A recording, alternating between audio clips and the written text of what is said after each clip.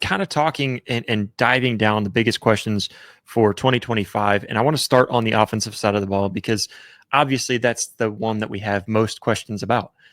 I think Oklahoma fans, when they look back at last season and the disaster that it was, that entire season was just like I said, it was a disaster. It was horrible last season. There wasn't really anything good that you could take from last season other than the fact that some younger guys got some reps at certain positions. I think your offensive line and your wide receiver, they got the most reps there. And that's the only good thing that you can take from that, but that's not good because that means that your veteran guys, the guys that you wanted to be in those roles, they weren't out there on the field. Those guys that you needed to perform to get you at the next level, they weren't able to be there. And so that's something that I think you look back at last season on the offense, and there's a lot of optimism going into this season because it wasn't as if what happened last season was only because of coaching. There is also a lot of other things that went around it. And then, of course, the coaching that we did disagree with as fans, we can look at from the outside and say that a lot of that has been resolved. A lot of that has been changed, at least, maybe not resolved, but I guess time will tell. But there's so much, of course, with guys like John Mateer and Jaden Ott in backfield. That's the biggest one leading the charge. I think Giovanni Gibson is another guy that a lot of Oklahoma fans have warmed up to, even though they kind of didn't really care so much about where he came from. But, you know, that's you look at what they've done in the transfer portal, of course, on the offensive line as well. You've got a lot of optimism going into this season. I think that's what Oklahoma fans are banking in on and hoping that it's going to get better because we've seen what the Sooners have done in the offseason. And, of course, that's what I want to kind of get into. Some of the question marks, the things that were wrong last season, the things that went wrong last season and how we view them going into this season. And first, starting on the offensive line and kind of thinking about what could be on the offensive line, I think the thing that I look at with the most optimism going into 2025 with the offensive line is that there's really no spots that are locked. There's no spots that are locked in. You know what the starting lineup is. And this might be the biggest question mark I have on the entire Oklahoma Sooners. We're going to get into the depth charts later, but when you look at the depth chart for each position group, this is the one that I have the biggest question marks for the Oklahoma Sooners because you really don't know where they stand. You've got a lot of newer guys. You've got some guys that are younger and eager, ready to get into those roles. I think you've got projected leaders, guys like Troy Everett, who's a senior. He's got the most experience out of anyone on that offensive line. You've also got Fabechi Wiwu, who started, I believe, every game last season, fought through a lot where everyone else was getting injured.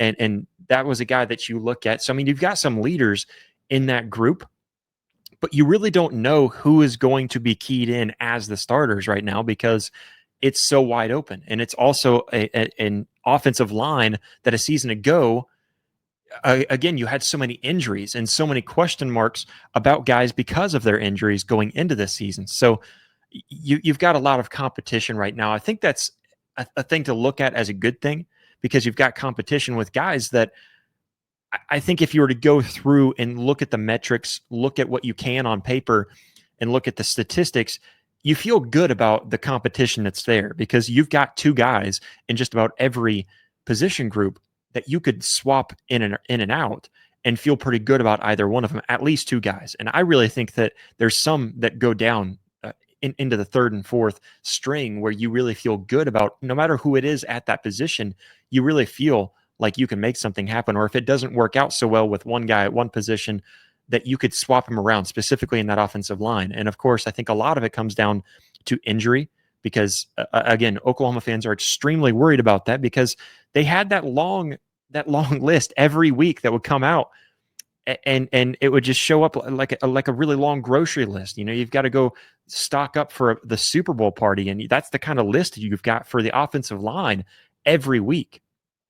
And so, you know, not only the offensive line, but then of course other position groups. But I think specifically talking about the offensive line and the question marks that you had there, Oklahoma fans are worried about that. And of course, I think a lot of us are paying attention to the message boards and seeing what comes out. We're paying attention to all the news because we're just worried with fall camp starting here in just a few days, less than a week away.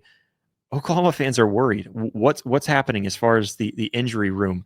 And I will get to some of that here in just a little bit in terms of who there are injury concerns around. Right now, it seems healthy. So knock on wood.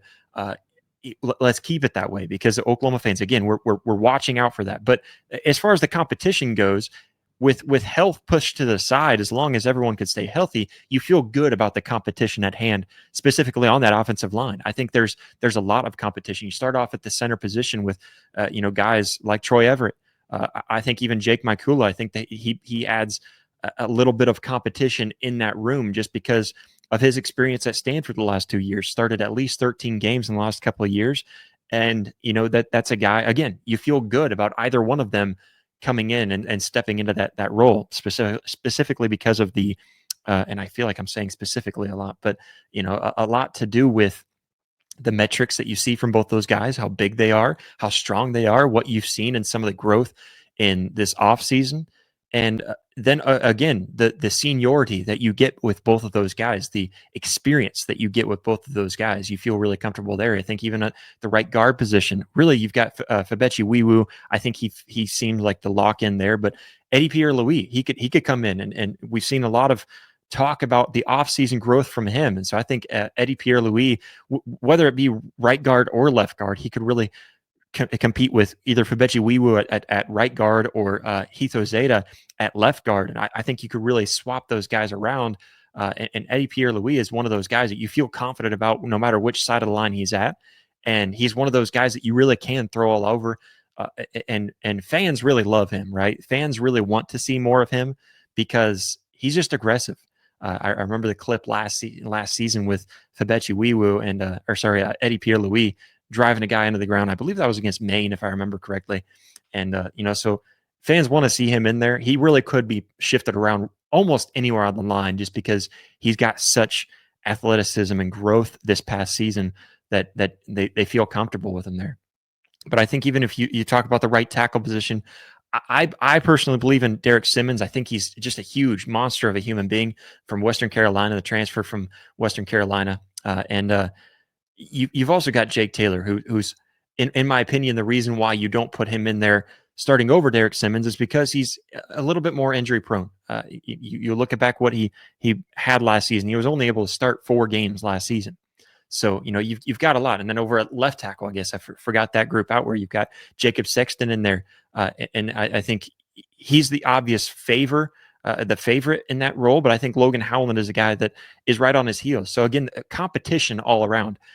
Whether we feel more confident about a certain guy or not as a fan base is one thing. But there's a lot of competition. And like I said, I think there's a lot of question marks there in that offensive line group. And that's what I'm curious to see is the question marks, I believe, are a good thing because we see the depth there and we just don't really know who the coaching staff is really wanting to put in there, who Bill Bedenbaugh really feels confident about being his front five, that those guys that are going to make or break you in this game of college football, and especially in the SEC. So I think that this is a league that you can't mess around in the trenches. And I posted something out there the other day, just kind of talking because somebody made a remark as if the Oklahoma Sooners just are terrible in the trenches, and that's why they're going to lose games this season. And I just made the remark that I think if you think Oklahoma has been ignoring the trenches, then you haven't been paying attention to Oklahoma football, because this past offseason, I think that last offseason, they tried to make some adjustments in the offensive line group, but last season was an anomaly. That was like the 1 year out of how many years, probably 25 years of excellence in the offensive line. The Oklahoma Sooners are known for the offensive line. That's what it's been for the last at least couple of decades, since 2000 and on. So I look at the offensive line. I mean, they have focused so much. Even last season, I think they focused a lot on the offensive line. It's just you had so many departures on that offensive line that you had to try to fill in some of the gaps, and it turned into what it did. And of course, injuries definitely didn't help. I know we're going to bring that up over and over again, but we're concerned about it, right? So, there's so much with that offensive line that they have tried. And again, the reason why I'm excited about the offensive line this season is because of the mix of veteran leadership that you get from there, but you've also got those eager young guys who might have had a little bit of a taste last season because of the injuries. And so I think that there's multiple possible starters in that room. There's multiple guys that could start and have the ability and have the capability of being a starter in that offensive line group. That's what I'm excited about. And I think another thing that gets me excited is because I know from what I've heard in that offensive line, from inside the facilities, what that offensive line has looked like in spring ball and even some of the growth that they've seen in some of the summer workouts. Now, as we get closer to fall, we'll start to hear a little bit more, and I think you start to feel like you're starting to see it all round out. But you've heard a lot. You've heard me talk about this a lot, and I'm sure you've probably heard others talk about this, or even reading that there is a lot going into it when we look at this offensive line and how competitive they've been against the defensive line. Again, one of the best defensive lines in the SEC, one of the best defensive lines in the country, and the offensive line has been battling them in a way that you didn't hear about that last season. So I think that's one thing that I'm excited about looking at this offensive line going into 2025.